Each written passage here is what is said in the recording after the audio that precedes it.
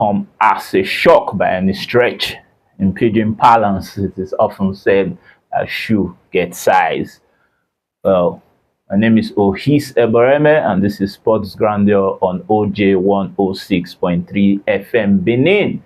Fermin Lopez has surrendered his number 16 jersey to Barcelona's newest acquisition, Rodri, the Golden Ball winner at the just concluded World Cup.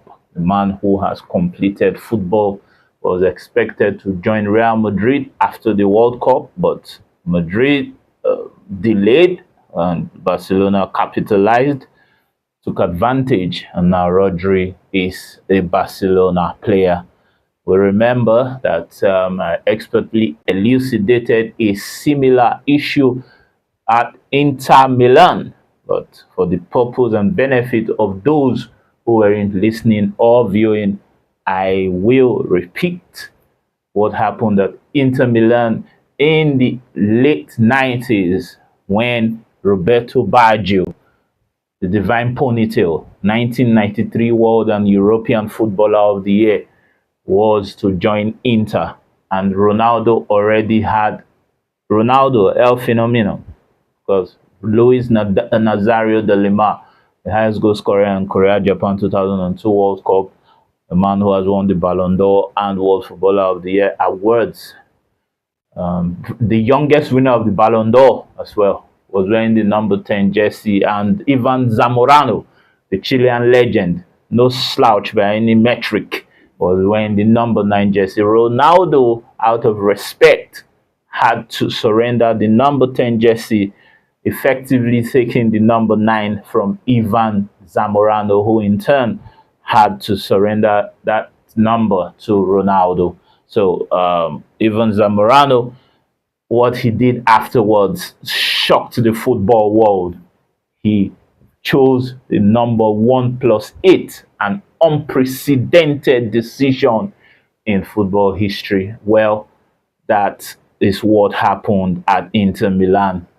It has happened many times after that. Of course, it happened at Chelsea, where William Gallas had to surrender the number 10 jersey for Michael Ballack all those years ago. So sometimes, respectfully, when a superior player comes, someone with more pedigree and whose resume will definitely intimidate you, the rational thing to do is what's expected, right? So yeah, congratulations to the Barcelona hierarchy led by Juan Laporta and the director of football Deco Anderson de Souza. We remember Deco, the Portuguese football legend, Porto legend as well, Barcelona legend as well, now director of football at Barcelona.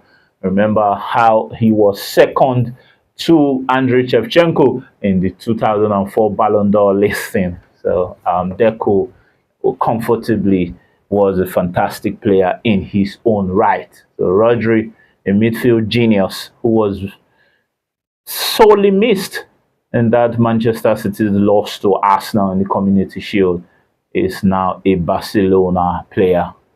That's a huge one for Barcelona going into the La Liga season. For all this top flight Europe's top flight leagues, we are going to be doing a comprehensive preview on Thursday and Friday of Europe's top 5 leagues.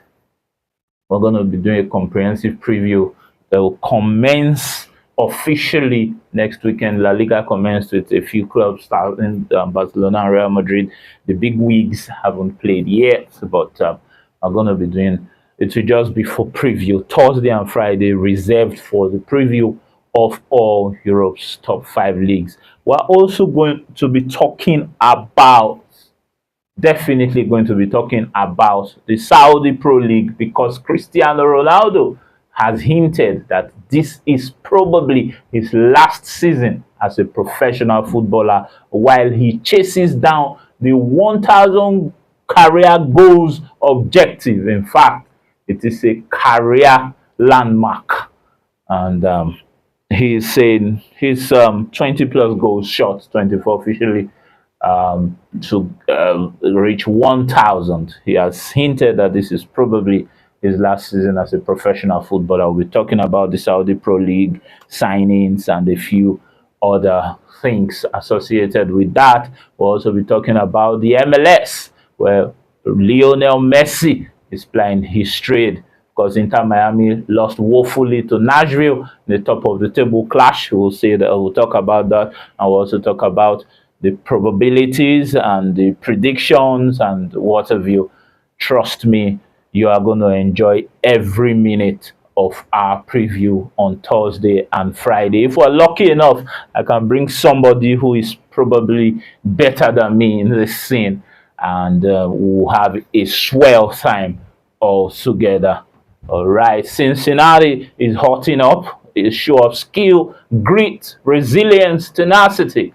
Elena Svitolina is doing her best to cement a strong season, but Alex Earle was defeated by Amanda Anisimova yesterday. The high-flying Filipino was stopped in her tracks by the American Wimbledon finalist in 2025 and US Open finalist again in 2025. Amanda has come very close to winning the slam. She has still got time. Other slam winners such as Sloane Stephens, we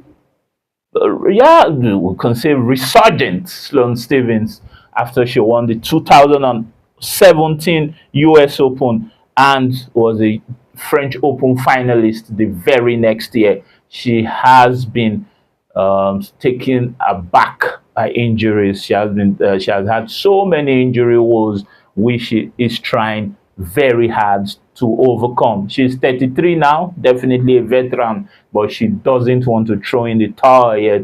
Champions do not throw in the towel.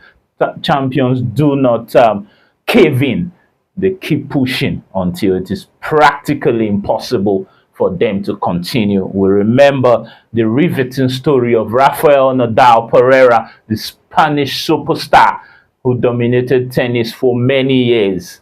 Of course, he had a rivalry with Roger, with Andy, and most importantly, with Novak Djokovic. Even though Nadal has insisted that Roger Federer is his greatest rival, which I probably may see reasons, because when Rafael Nadal was a teenager coming up trying to get to the top of the pile in tennis, in men's tennis, Roger was the reference point. Roger had won practically everything. Roger got to 25 consecutive Grand Slam semifinals. Roger had won all the Wimbledon finals from 2003 up until 2008 when Rafael Nadal eventually dethroned him. In 2006, it was the Rafa Roger final at Wimbledon and Roland Garros. Rafa took Roland Garros, which was expected, and Roger definitely won Wimbledon. In 2007, it was the same Roger Rafa at Wimbledon, and in the French Open at Wimbledon, Rafael Nadal took Roger Federer to 5 sets, and in the French Open, Rafael Nadal dominated Roger Federer. In 2008, Rafa said, "No, I am tired of playing second fiddle at Wimbledon." Rafa won Wimbledon. It was a very tough match, arguably the greatest match in tennis history. Many people have voted it as the greatest match in tennis history. Was an enthralling match, captivating from start to finish, suspense filled. Even though we're watching it live, of course, it had a loss, and the French Open, it was a one-sided affair, 6-3, 6-1, 6 love. Roger